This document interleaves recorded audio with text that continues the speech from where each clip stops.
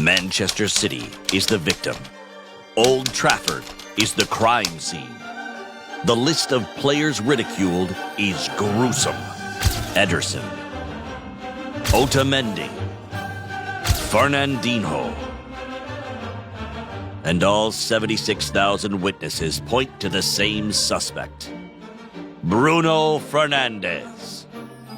Oh My Goal's Football Bureau of Investigation needs to look into this case.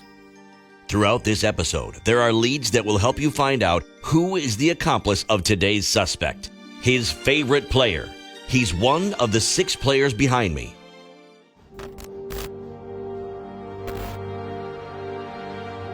Bruno Fernandes, Portuguese, date of birth 9/8/1994, Maia, Portugal, 5 foot 10 inches, brown hair, brown eyes, attacking midfielder. I'm Detective Christian Neraldo, and in all my years as an FBI investigator, I've never seen anything like this. Newcomer Fernandes walked straight up to Pep Guardiola and gestured for him to shut up. Cold-blooded. The Portuguese player is a menace. But what makes Bruno Fernandes so deadly? Bruno Fernandes, also known as the Mancunian Danger, operates as a classic number 10. He's especially good at finding pockets of space between the rival's defense and midfield. From there, he's a threat. Okay, so Fernandes is a number 10, and he loves number 10s. So his accomplice, his idol, cannot be a defender or a striker. We should probably rule them out. His well-timed long-range efforts are always on target. Fernandes has scored 39 goals for Sporting Lisbon in 83 matches. When he gets the ball, he drags center backs to him, carving up defenses like a sharp knife. When his teammates find those gaps, his passing precision is evident.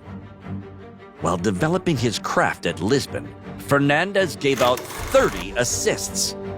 If this wasn't enough, he's a free kick specialist. His curved deliveries are deadly. He concocted a 2-step plan for Martial's goal in the derby. First, he won the foul from Gundogan to get a free kick. Then, he met Martial's run with a lobbed pass in a split second. Criminal. I think Bruno coming in obviously makes a big difference. Solskjaer's information checks out. Bruno Fernandes has a 62% goal participation since his arrival at Old Trafford. He's been involved in 6 games, scoring 3 goals and giving out 3 assists. He's brought a lifeless attacking team to life.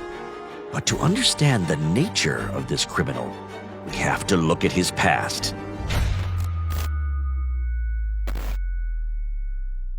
Bruno Fernandes grew up in Maia, an industrial neighborhood of Porto. He learned to play football in the streets. He got better playing against his older brother, Ricardo. He would go past players like it was nothing, doing all these dummies.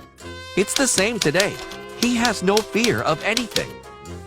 Okay, so the guy learned football playing in the streets, and he's apparently a big fan of Brazilian players.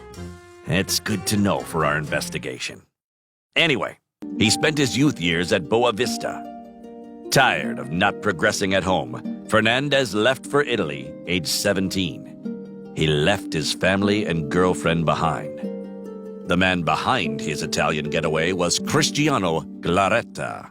He wants to be the best. Serie B team Novara took him in. Everyone was worried about his fragile physique. Everyone should have been worried about his lightning-fast technique. His magical feat took him to Udinese, where he met his first partner in crime, legendary striker Antonio Di Natale. Bruno Fernandes annoys me. He's only young, but he has more ability than any of us. A couple of seasons later, Sporting Lisbon wanted the national talent back at home. His first season was good, but unimpressive. His second season was a scandal.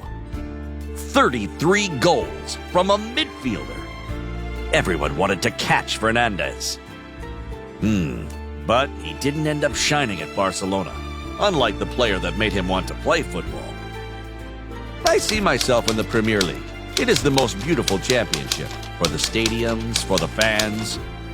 A desperate Manchester United would meet his $62 million price tag, with another $28 million in variables. Now, Fernandes is sending a message to the Premier League. Be afraid. So, can you help me find out who is the suspect of the day's accomplice? His favorite player? Let us know who he is in the comments.